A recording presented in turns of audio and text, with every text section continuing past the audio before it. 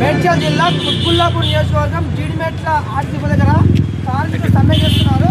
మనకు తెలిసిన విషయమే, రాత్రి నుంచి ప్రభుత్వం ఈ చర్చ విఫలమైంది.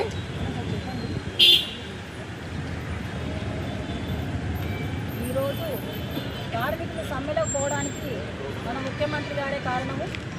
గతంలో తాను రాకముందు మనకు ఏవైతే మేనిఫెస్టోలో పెట్టాడో అవే డిమాండ్స్ మనం అడుగుతున్నాము. ఆ డిమాండ్స్ నెరవేరిస్తే మేము సమ్మెలోకి వెళ్ళము. అందుకని మేము పదే పదే చెప్పినా కూడా ఆ సమస్యలు మమ్మల్ని పరిష్కరించకుండా చర్చల గురించి 3 గంటలు కూర్చోబెట్టి సమస్యలు విఫలమయ్యేటట్టు చేశారు. అందుకనే ఖచ్చితంగా మేము సమ్మెలోకి వెళ్ళాల్సి వచ్చింది. ఈ సమ్మెకు జేఏసీ పిలిపించి అందరినీ ముందుకు తీసుకొచ్చి మేము వాళ్ళకు ఎస్డబ్ల్యూఎఫ్ తరఫున మద్దతు ఇస్తున్నాము. అందుకని ఖచ్చితంగా ఇప్పటికైనా సరే సీఎం గారు మమ్మల్ని పిలిచి చర్చలకు మళ్ళీ పిలిచి కూర్చోబెట్టి ఇది విఫలం చేయాలి, దీన్ని మాకు సఫలం చేయాలని మేము కోరుకుంటూ దీన్ని మేము పదే పదే కోరుకుంటున్నాం. ఈ రకంగా మమ్మల్ని సమ్మెలకు నెట్టడము సరి అయింది కాదు. మేము ఎంతో కష్టపడి సీఎం గారికి సీట్ వచ్చేలాగా చేసాము, ఆయనను గెలిపించాము కూడా. మేము కష్టపడి గెలిపిస్తేనే తను వచ్చాడు అనేది మర్చిపోకుండా గుర్తుపెట్టుకొని ఆర్టీసీ కార్మికులు గుర్తుపెట్టుకొని మాకు న్యాయం చేయాలని కోరుకుంటున్నాం.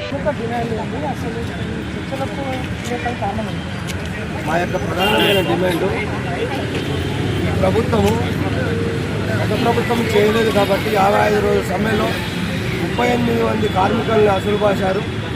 కాబట్టి ఈ కాంగ్రెస్ ప్రభుత్వము ఎన్నికల కంటే ముందు మేనిఫెస్టోలో పెట్టి ప్రభుత్వంలో విలీనము 2 PRCలను యూనియన్ల పునరుద్ధరణ అని మేనిఫెస్టో పెట్టడం జరిగినది. ఆ హామీలు ఇవ్వడం వల్ల మా రాష్ట్రంలో ఉన్న ఆర్టీసీ కార్మిక కుటుంబాలు మొత్తం కాంగ్రెస్ పార్టీని నమ్మి ఓటు వేయడం జరిగినది. వీరు కూడా తాత్కాలికం చేయడం జరుగుతున్నది. ప్రభుత్వం ఏర్పడి 28 నెలలు కావస్తున్నది. కాబట్టి ఎలాంటి మా యొక్క హామీలను నెరవేర్చడం లేదని గత సంవత్సరం కూడా 2025 సమ్మె నోటీసు వేయడం జరిగినది. ఆ రోజు మేము దేశం యొక్క పరిస్థితుల్ని సహృదయంతో మా మానవత్వ దృక్పథంతో మా యొక్క కార్మికుల్ని సమ్మెని వాయిదా వేసుకోవడం జరిగినది. సమ్మె వాయిదా వేసి కూడా 1 సంవత్సరం జరిగినది. మళ్ళీ ఇప్పుడు సమ్మె నోటీసు ఇచ్చి కూడా 41 రోజులు జరిగినది. ఇప్పటి వరకు ఎలాంటి చర్యలు తీసుకోకుండా మాకు చర్చలు జరపకుండా వారు పూర్తి తాత్పర్యం చేసి ఈరోజు ప్రజా వ్యవస్థని ప్రజా రవాణా వ్యవస్థని నిర్వీర్యం చేయడానికి కూడుకున్నది ప్రభుత్వం అని మేము భావిస్తూ ఉన్నాము. కాబట్టి ఎంతో గొప్ప ఘనకీర్తి గల ప్రజలకు ప్రత్యక్షంగా సేవ చేస్తున్నాము. మా యొక్క ప్రధానమైన డిమాండ్లు మీరు చెప్పిన మేనిఫెస్టోను అమలు చేయాలని కోరడం జరుగుతున్నది. ఇప్పటికైనా మించిపోయింది లేదు. ప్రభుత్వం సానుకూలంగా మా జేఏసీ పెద్దలతో చర్చలు కొనసాగించి మా యొక్క ఈ 3 హామీలను నెరవేరిస్తే మేము సమ్మె విరమిస్తాము. లేదంటే సమ్మెని ఎన్ని రోజులైనా కొనసాగించడానికి మా యొక్క కార్మికులు, జీడిమెట్ల డిపో కార్మికులు సిద్ధంగా ఉన్నారు.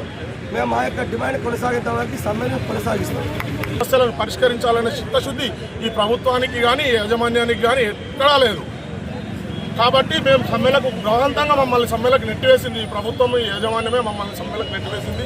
మేము సమ్మె ఖచ్చితంగా కొనసాగిస్తాం. మా ఆర్టీసీని ప్రభుత్వంలో విలీనం చేసేదాకా మేము సమ్మె కొనసాగిస్తాం. మా 2 PRCలు ఇచ్చేదాకా మేము సమ్మె కొనసాగిస్తాం.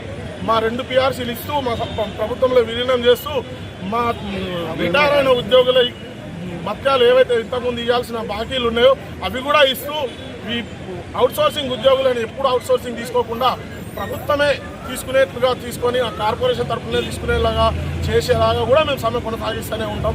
మా డిమాండ్లు అన్ని 32 డిమాండ్లు మేము రాసిచ్చినాం జేఏసీ తరఫున ఇచ్చినాం. ఆ 32 డిమాండ్లు నెరవేర్చేదాకా కూడా మేము సమ్మె కొనసాగిస్తూనే ఉంటాము.